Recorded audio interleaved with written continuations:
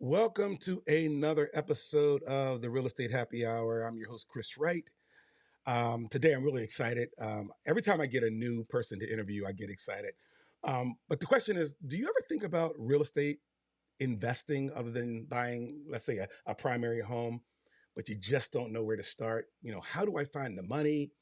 Do I buy a single family or do I buy a multifamily?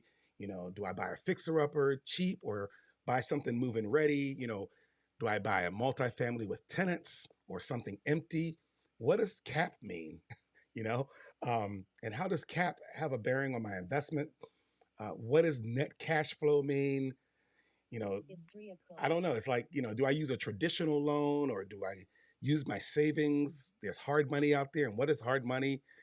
Do I pull money from my home equity loan or use a 401k? All those questions, come about in your brain when you think about investing in real estate. So in this exclusive interview, we're going to dive deep into this world of real estate with Giovanni Lisi. His name is synonymous with success in the property market, has a staggering portfolio of over 70 units valued at $6 million plus, and he built all of this in like 3.5 years. He's like a beacon for aspiring and seasoned real estate agents. Um, and then balancing his dynamic career as a full-time real estate agent as well. And I know that's tough. I've tried to multitask and do other things, but he's doing the one thing, which is real estate. He's just doing in multiple ways. And Giovanni's going to share his strategies, challenges, and triumphs of his journey. He's going to, from his first leap into the market to mastering the art of buying and flipping properties. And this conversation is more than just an interview. It's kind of a masterclass. So whether you're looking to make your first investment or scale your existing portfolio, Giovanni's insights and experiences are the keys to unlocking your potential in the real estate arena. We're going to talk to him right after this.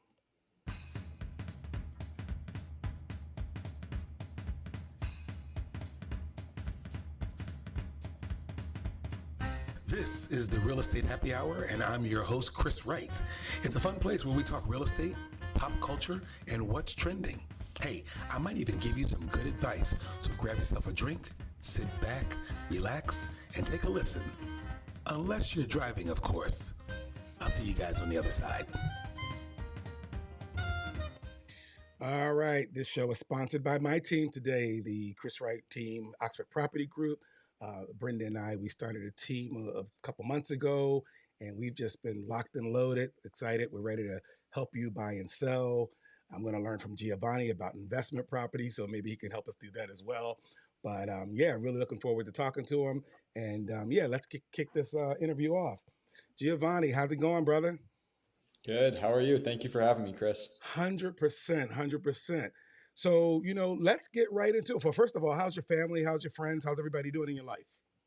It's going good. We're getting ready for actual spring here. I think we had a fall spring for a few weeks, and now hopefully there's no snow in the next few days. So Great, great. So I'll kick off by asking you, do you have a company name? What's the name of your company? yeah, so we got our called for our investment side, the Capital Region Rental Group, and me and my business partner Sean Daly, who is a local CPA, started that about 3.5 years ago. That's when we started buying our first handful of properties, and then I also have my real estate license full time as a real estate agent. I'm actually just starting my own team here soon, and there should be an announcement on the way, which I'm excited to share over the next Awesome. few days. That's great. Can't wait to hear the news. So when you first got into this, what was your primary goal for investing in rental properties, multifamily homes? Were you looking for cash flow, appreciation, a little bit of both? Were you thinking about retirement? What was the goal initially? Yeah, for me, it was to build financial freedom.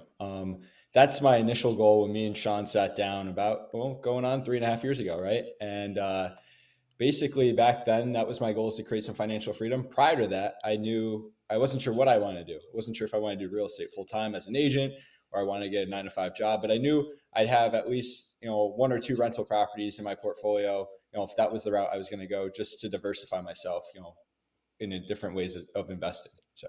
Great. Now, 3.5 years is not a long time. There's people who've been doing this for 15, 20 years. How did you ramp up so fast? I mean, what was you were focused, man. What were you doing?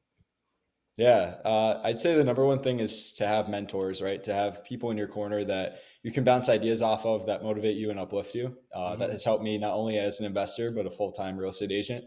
And I also would say for us, it was leveraging private money, using other people's money to help scale our portfolio, giving I've, them a return on their investment that was fair to them. And just, it's a snowball effect after that point. So. I've heard of that, using other people's money. People have asked, like, how do I get started? And that's a good way to do it. Now, people are going to want to know this. Do you have specific markets or neighborhoods that you focus on? How do you go about finding the right place to invest? Yeah, we like to keep everything close. So most of my properties are situated, I call it the 787 corridor, Mhm. from anywhere from Watervliet, anywhere in between, all the way up north to Mechanicville. So we keep things very close. Majority of our portfolio is in the city of Cohoes as we speak right now. Do you keep things close because it's easier to maintain, easier to work on, repairs and keep your contractors close? Is there a particular reason you keep things tight? Yeah, exactly that. No, I want it to be easy to manage, and I Mhm. don't want to have my guys drive from, let's call it Watervliet all the way out to Amsterdam, right? I want to be able to keep it in one spot for service calls. And my mentors once taught me, to keep things close, and I kind of modeled after that. So Yeah, I've heard investors say the same thing. In fact, even a lot of times when people come from downstate and they want to invest in this area, they focus on one area at a time. So they only want to buy properties in Troy or buy properties in Amsterdam. But that's the way they, tend to do it. Is so you guys must all be learning the same thing, right? So yeah, more so, yeah, and it yeah, makes it easy to acquire new properties, right? I can focus on one area and not yeah. drive myself crazy when I prospect. Cool, cool. Let's talk about the financing because this where everyone has a question: where do I get money? So how do you how other than other people's money, are there other ways that that other investors do to finance their investments? Do they consider conventional mortgages, hard money, 401ks, home equity loans? What have you seen? Yeah, so there's a few ways, right? There's a difference between hard money and private money. Private money tends to be friends and family or people that you know and trust already. Hard money, you can get, you can speak to a mortgage lender. They'll have access to hard money depending on who they are. Hard money usually is institutional backed, or a group or conglomerate pools other people's money together Mhm. and has the ability to lend that money out under one shingle. And usually hard money has more points. It's a little bit more expensive as far as an interest rate, and there's more fees involved. So that's why I like to stick with private money. I can kind of create my own rules and regulations, Yeah. amongst my friends and family, as long as we're in a mutual agreement. And then conventional FHA financing, or if you're super rich and you have your own cash, then feel free and invest it, right? So those are the multiple ways. So What about leveraging existing properties? Do you ever decide yes. to sell a property and then buy a new property? Yeah, and we have not done that yet in our portfolio. We've kept everything pretty much that we've purchased. But with that being said, a lot of people will, do a home equity line of credit, right, to get their start, whether they use that towards a down payment on their next investment property, Hmm. or they may have a property that's been paid off free and clear, right, and they can do it that way. Another way would just be, yeah, you could do a 1031 exchange. There's very, very multiple facets to acquire real estate. Property management. Do you plan to manage? Do you manage the properties yourself, or do you have a property management company that you hire? So we have our own property management company, and Okay. that is something that manages our entire portfolio. And we have a few people that are subcontractors that work for us under that property management company that helps streamline things like handymen, contractors, leasing agents. So it makes it easy. Not only do we manage our own portfolio, but I'll take Mhm. on a select few of my own personal clients who are looking to have their portfolio managed, as long as they're looking to grow with me and grow their portfolio as well. So how do you measure risk tolerance, especially when you have so many units? How do you realize that okay, this property was a risk, we probably shouldn't have bought that? And how do you kind of like minimize that risk? What type of things have you, because I'm sure you've learned a lot of lessons. So talk to me about what's higher risk and what's lower risk, especially for new investors. Yeah, for us, when we go into a deal, we want to have three outs. I want to be able to get out of that deal in three different ways. Okay. So when I look for a property, I look for properties that need value add, stuff that I Hmm. can add value to, whether it's increase the rents by, doing updates, or boosting up the overall curb appeal of the property in order to add value, right? And basically for us, it's the first out would be, all right, we can buy it and we bought it right, so we can flip it tomorrow and make a Right. profit on it just because we bought it right. Hmm. Or we can go ahead and add that value by doing those repairs, renovations, and get those rents up and then flip the property. Or we ultimately, and our ultimate goal is to buy and hold it and keep it and refinance out and keep it in our portfolio. So that's kind of how we measure things. As far as a risk tolerance standpoint, I want to make sure that I can pull 100% of our cash out. That's my number one rule. And the number two thing is to make sure that it does actually cash flow. So it's worth getting out of bed over and Right. being able to make sure that that cash flow makes sense. Sounds like a plan. Now I saw you on Facebook. You were live from a group. Is there like a group that gets together and mix and talk about this type of thing? Was it like a class or something? Yeah, no, we have a local investor meetup. It's a national RIA, Real Estate Investors Association. It's Hmm. called the Capital Region Real Estate Investors Association, and it's every third Tuesday up in Clifton Park. We have a website as well, and I'm one of the co-owners of that organization. We have about 150 members that are subscribed to us, and about, I'd say on average, 100 people show up per month. What's it cost to join that It's right around $299 for the year for for the an year? Okay. individual membership. Yep. And do you have guest speakers and people come like that, or how's that work? Yeah, each month we have a guest speaker, whether it's a local real estate investor who has success like myself, or next month we are doing a panel on Airbnb actually. So Oh, we are going to be talking about Airbnb. I actually think you did a panel more recently on here as well. So I did. We were talking about some of the laws and bylaws and policies and procedures of Saratoga Springs specifically, but it does affect other places throughout the country. I think the good thing about that is you have these short-term rental groups and classes that they learn about the different zones and restrictions in different municipalities. So that's going to be key coming up because some cities are concerned that Airbnb, or I should say, short-term rentals are growing and more of them than they ever anticipated are coming. So they have to figure out how right. to regulate that. Um, Yep. do you prefer to buy, renovations and upgrades or turnkey properties? Renovations and upgrades. It's my name of the game. It works with our business model, and we use what is called the Burr method: buy, renovate, rent, refinance, and repeat. I like that. What's it called again? The Burr method. B with four R's. Okay, Brewer method, like cold, right? Exactly. All right, cool. Um, so I have a book. I have two books. One's about flipping and one's about holding. What do you prefer, to hold or to flip?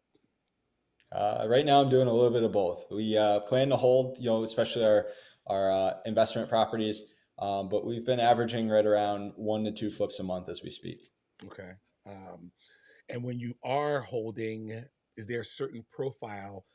We know we have to be careful with fair housing, but are there certain profiles that are less risky or more risky? Like far as people look in college area for student rentals, then there's area for family rentals, and their professional rentals, things like that. Is there a preference from a risk standpoint? For me overall, no. I think what's awesome about investing in real estate, there's so many options, so many Hmm. variables that someone can get themselves into, and Yeah. none of them are wrong as long as you're making money, right? Hmm. So for us, we take everything into consideration. Okay. How deep do you get into, legal considerations like, the legal aspects of renting property, such as leases, tenant rights, local regulations, because it changes so much. And if you're not up to, date on the most local regulations, you can find yourself in a pickle. Do you stay up to date with that, or do you have a lawyer or an attorney keep you abreast of that stuff? No, we definitely keep an eye on it ourselves and do our research. But at the same time, on my lease standpoint, I'll update it every 6 months with our real estate attorney. Okay. All right. Do you have a group of attorneys or just specific ones you work with? Just specific ones I work with. Okay. What about people worry about this? Are the tax implications of investments properties? Do you plan to consult with tax professionals on a regular basis, quarterly basis? How often do you sit with tax professionals? Every hour of the day because my business partner is a CPA. That's a great partner to have. That's great. It is. Awesome. You talked about exit strategy. Tell me a little, and I asked you this question in a different way, but tell me about a transition when you decide to sell what was once a rental. How do you make that decision? Yeah, I think it really comes down to a few factors, and we're going to see it more and more. And I think we're going to see more investment type properties and commercial properties come to the market over the next few months. So, a lot of commercial loans have a 5 year, 10-year balloon period, some sort of balloon with their commercial lender that either they need to refinance out or they need to go ahead and just reassess the mortgage and the loan on it. A lot Hmm. of people's interest rates are going to be reset here very soon. And I think we're going to see some investors realize that either the cash flow wasn't what they expected as it was 3, 4, 5 years ago, Right. and they're going to make a decision on whether they're going to sell or not. So basically, that is one factor that we have to analyze even on our growing portfolio. There might Hmm. be a time where in the near future, some of the properties that we acquired 3.5 years ago may make sense to cash out now while the market's up, right? And we can pull that equity out and invest that maybe into a bigger property or a bigger piece of real estate. My game plan overall for me and my business partner is to grow it again for, we want to hit 10 years as investors, growing our portfolio. So by the time I'm 35, let's say 32, 35 in that range, then we'll look to either refinance out using that equity and buying a larger apartment complex, or we may sell off our portfolio and do exactly that, buy that larger apartment complex, or do like more ground up new construction on the investment space. So what should my cash flow expectations be for rental properties? Like, how much net income should I aim to generate monthly or annually? What's that look like? You definitely should be net positive, that's for sure. A lot of people, some people don't realize that. Some Right. people maybe even buy as far as an appreciation play. Like Saratoga is a tough market to be net positive in cash flow, but Mhm. because the property values are so expensive, and for a two family, you're spending $700,000 to get back the same amount of rent that I would in Watervliet or Cohoes. Granted, maybe you get more in rent, but still, the expenses don't outweigh or the expenses outweigh the return. But with that being said, I would say for us in the markets that we invest in, Watervliet and Cohoes, Mhm. we are averaging, right around at minimum $500 a month in positive net cash flow after all expenses, and anywhere up to $2,000 a month. It really depends on the property and the expenses on it. So a lot of first time investors, they they juggle or struggle with, should I occupy the property, knowing that if you buy, let's say, a two family and you rent one unit out and I live in the other unit, that could be $1,200 to $1,500, maybe more, of income that you could be getting. What do you advise people do? Do you advise them to occupy the property, or create a situation where they don't have to? Yeah, for as investor or someone looking to start getting into the investment space, Mhm. I highly recommend owner occupying an investment property first. First Okay. off, it tells you if you like being a landlord, because being a landlord is not for Mm. everyone. It helps, especially in today's day and age, with how interest rates are as we speak. It helps with going ahead and being able to offset your housing expense. Okay. And you could basically, instead of paying someone else rent, why don't you pay it towards a mortgage where you're building that equity up? And there's no better way of home ownership and creating some wealth that way. And I personally did that. I got into it a little bit later than most. I had some mentors behind me, so I was able to get into that burr method right away. Hmm. I probably should have done an owner occupied investment property, but my story all worked itself out. But I ended up buying owner occupied three family in Cohoes about a year and a half ago, almost 2 years ago now. Right. And that property has been tremendous. I mean, today, all my tenants are paid in full on that property. It's awesome. I'm seeing the rent money come in, and now I can use it towards my mortgage on my single family house, right? And Okay. offset those costs. And that property in itself, I've been able to build up, a lot of equity on it. I was living there for free while also pocketing $1,300 a month. So it was an awesome property. So I'm sure you run into people, and after talking to them for 5 minutes, you think you don't really know what you're doing, do you? It has to happen, because I was wondering about, like, conducting market analysis, for potential rental properties, and some people just don't know how to crunch the numbers to know if they're making a good investment or not. Like, do you have specific criteria to look for a newcomer? Yeah, I would say, of course, your cash flow is important. I think that's the number one thing. People ask, "Oh, do you worry about cap rate?" No, I worry about my cash flow. Cap rate, well, if the cash flow is there, the cap rate should check out. So from there, it's just being able to make sure you're buying the right property, it cash flows, and that's my advice overall. There's a lot of calculators online, but the biggest thing too is don't get too caught up in the numbers, because Right. analysis paralysis is killer, right? Yes, it Just is. like anything in life. Go out and do it, conquer it, and be confident in it first going into it. But yeah, there's a lot of good calculators online. For me, on the method that I use, the Burr method, I like to try to figure out, all right, what's the after repair value first? And Hmm. then I go ahead and I subtract all my expenses, my repair costs, my holding costs, my closing costs, and then I derive at an offer price, right? That's the Okay. number that I am willing to offer, because now I know I can pull 100% of my money out Hmm. based on, factoring those, repair and holding costs. It's interesting. So the big thing is maintenance. How do you handle maintenance and repairs on your current rental properties? Do you have a budget set aside for unexpected expenses? How do you do Yeah, that? so we save about 15% of our rents, or our incoming rent each month, in a separate savings account, Hmm. and we utilize that towards the repairs, vacancy, and capital expenditures that need to be addressed. Okay. And then for us, we have about 6 guys that are independent contractors that handle our service calls and our handyman type work. Okay.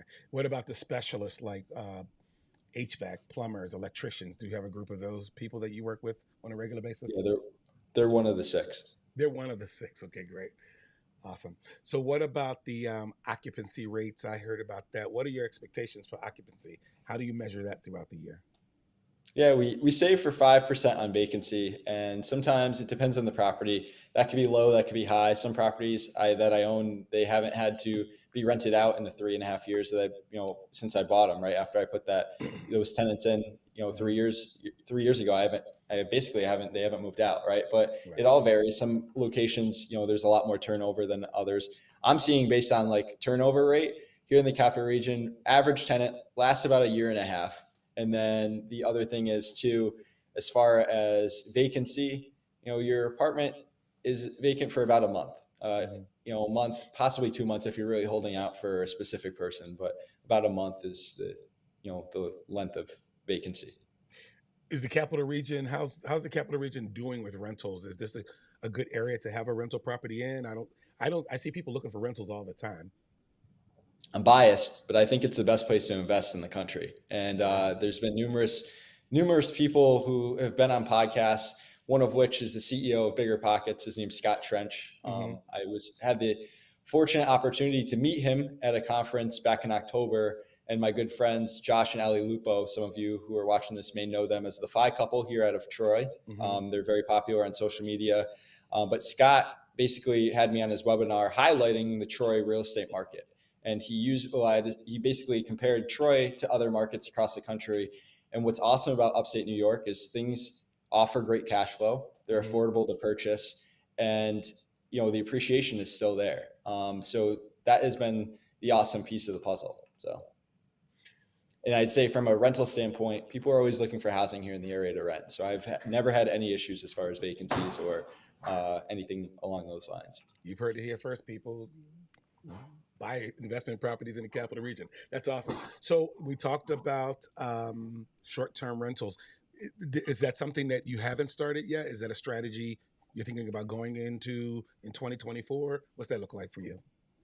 Yeah, we already started it. So Oh, I you actually did. have a Okay. diner themed Airbnb based out of Mechanicville, New York. You would never think Mechanicville would be a market that people would want to Airbnb and short term rent to. Hmm. And basically, I get a lot of overflow from Saratoga and from SPAC and from people who are looking to frequent up to the track. So even Belmont weekend, I'm already booked, and I'm booked at a pretty good rate. So we average about $3,500 a month just off of our Airbnb in Mechanicville, New York. That's pretty incredible. That's awesome. So future acquisitions, are you like planning to continuously acquire more properties?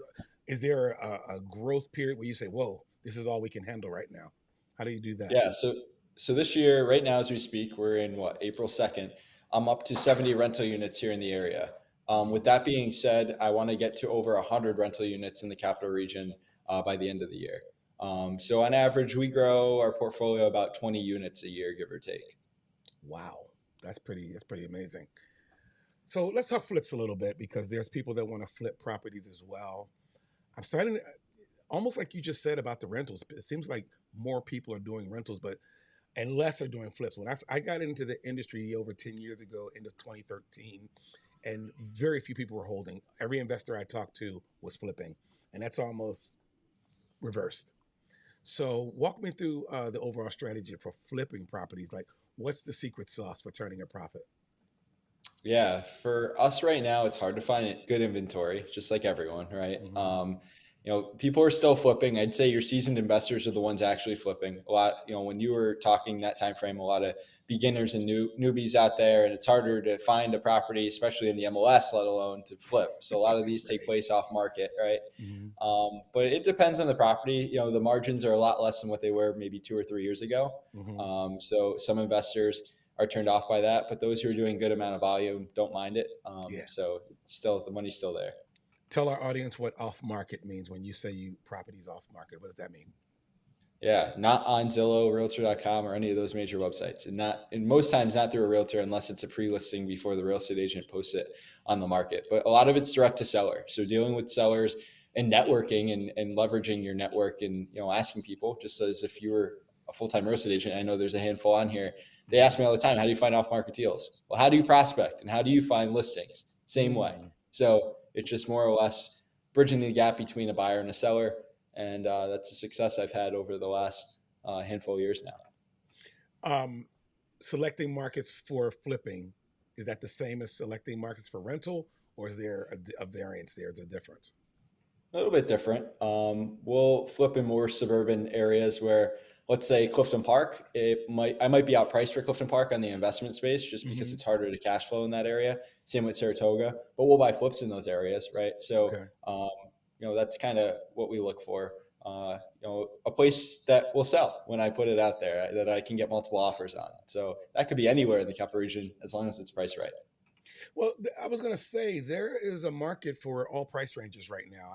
There's a ton of people who are looking for properties in the $200,000 range, and then there's that explosion in the 350 to 400 range. So, or the 300 to 400 range, I should say. I mean, those things go multiple offer almost immediately.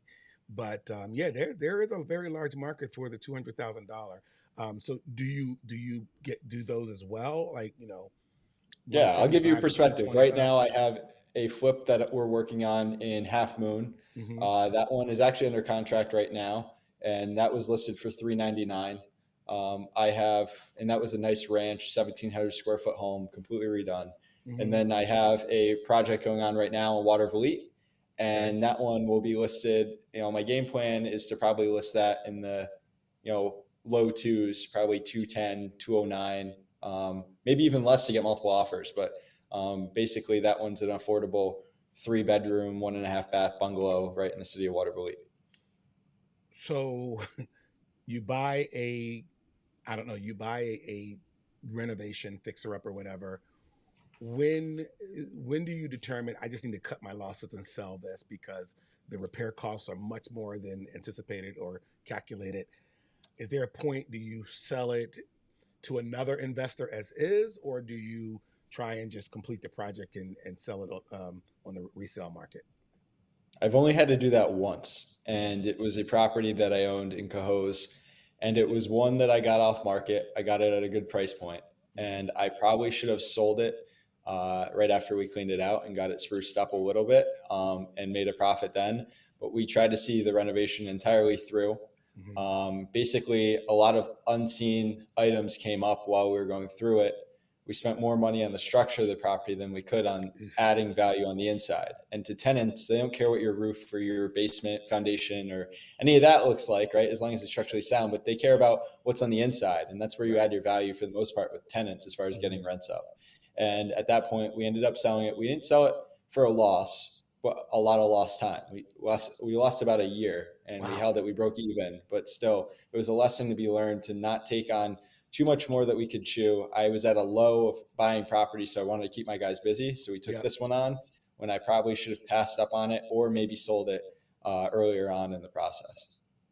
Wow, that's scary, and I think that's the scary part for a lot of new investors who want to flip, is that they worry about that repair cost or things that just aren't apparent when you buy the property, whether it's a foundation or a buried septic tank or something like that. You just don't know where those things are.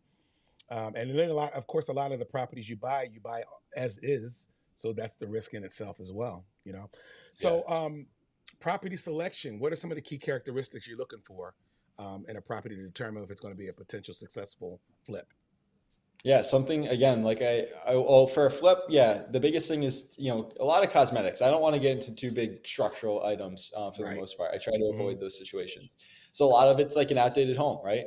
Let's say grandma or grandpa ended up getting themselves into a nursing home and the whole entire house uh, needs to get out of the 80s. We'll Hmm. bring it out of the 80s and modernize it and Hmm. get rid of the pink and blue bathrooms Yeah. and put in something more modern. Right. Yeah, that's sometimes I think some people go into some of these old homes like from the 70s, 60s, and they don't know. I don't think they figure out how much it's going to take to put that into modern times. So that could be quite an expense. Is that correct? It is, and some people they don't think about. They also think about maybe having to gut the whole entire place. And a lot of times, you might be able to salvage what's there, and that's when Mhm. you really dig deep. And you start gutting walls, and you have to sheetrock the entire house, and yada yada.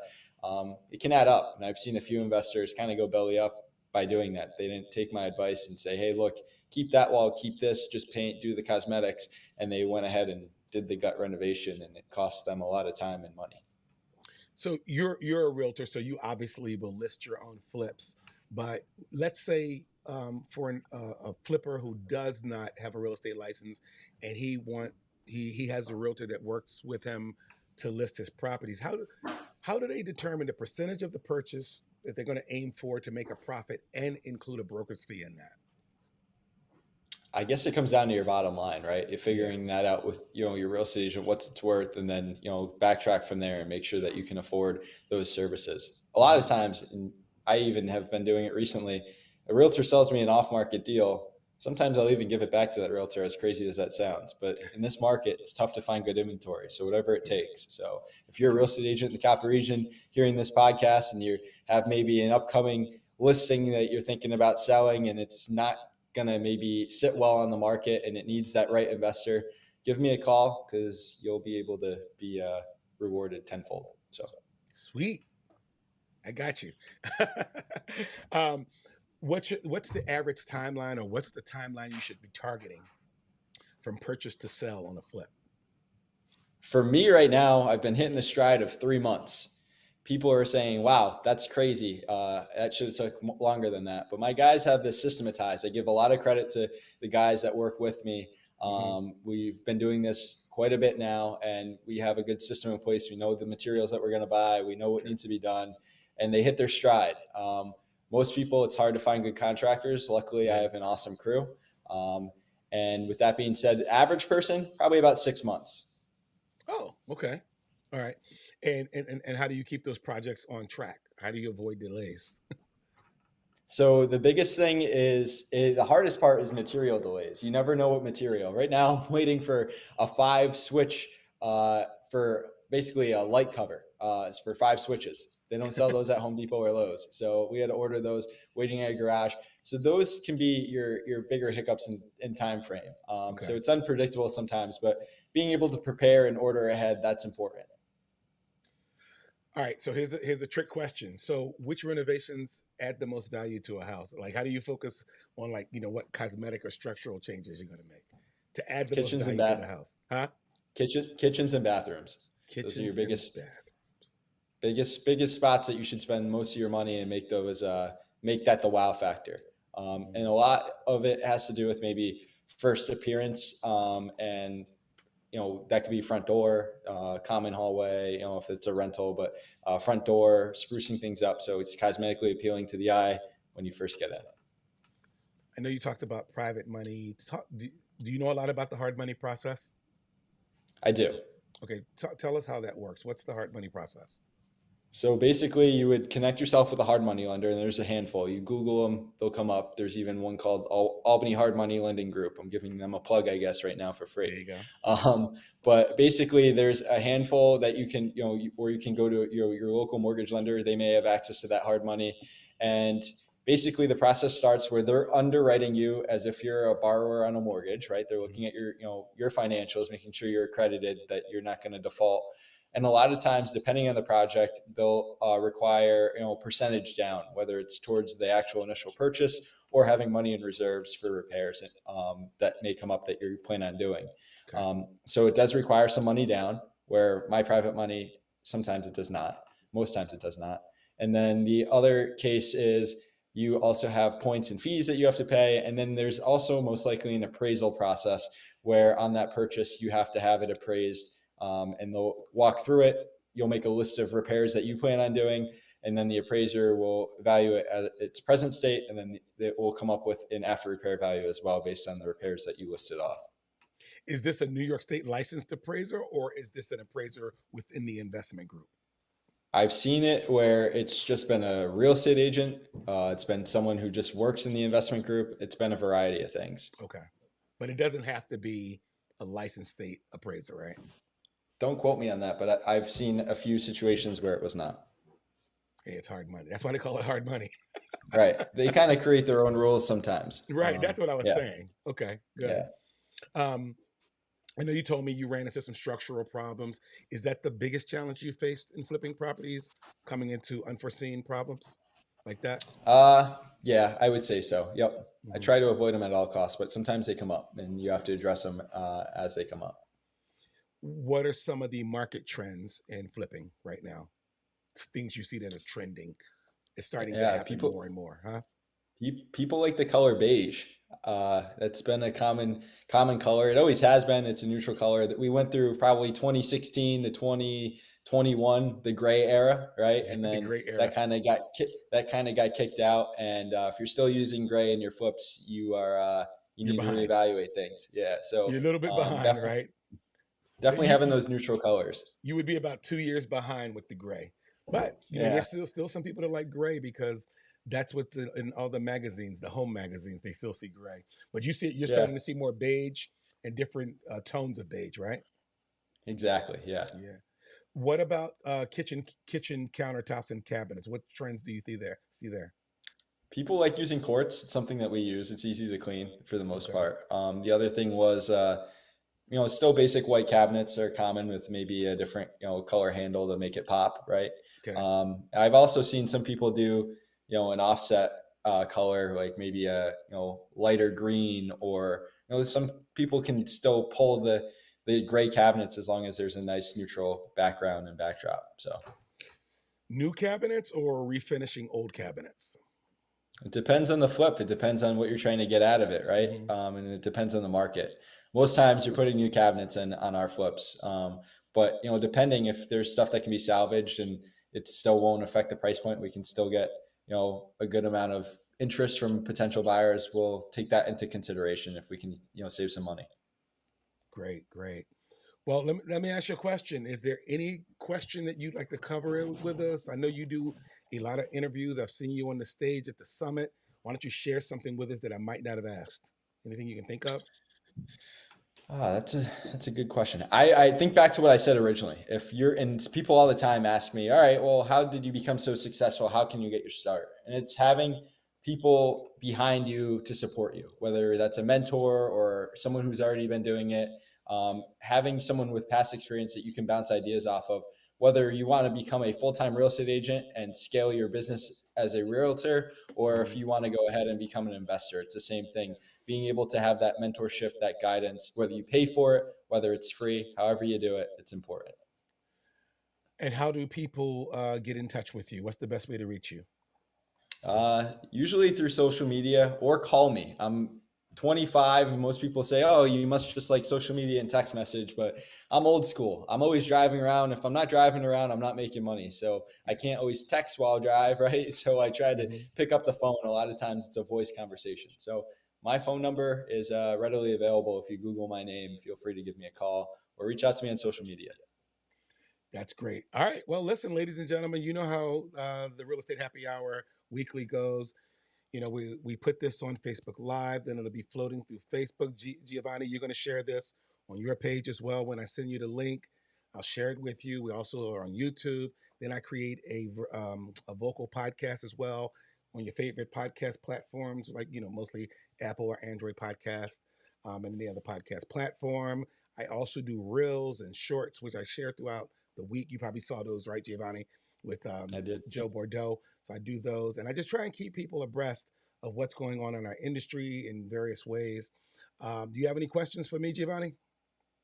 I think I'm all set. I appreciate you having me on here, and I love watching these. They're great, and They're it awesome. helps me even learn something new every single day. So I appreciate what you're doing. Yeah, yeah. So thank you very much. And I appreciate you taking the time because I know we're all pretty busy. In fact, when I finish this, I got some showings to go do myself. So those afternoon, late evening showings. But look here, man. Thanks a lot for coming. And you guys know how to reach Giovanni. You know how to reach me. I'll talk to y'all later. Giovanni, thank you so much, man. Enjoy the rest of your day. Thank you. All right, Same take to care. you, Bye bye. Chris.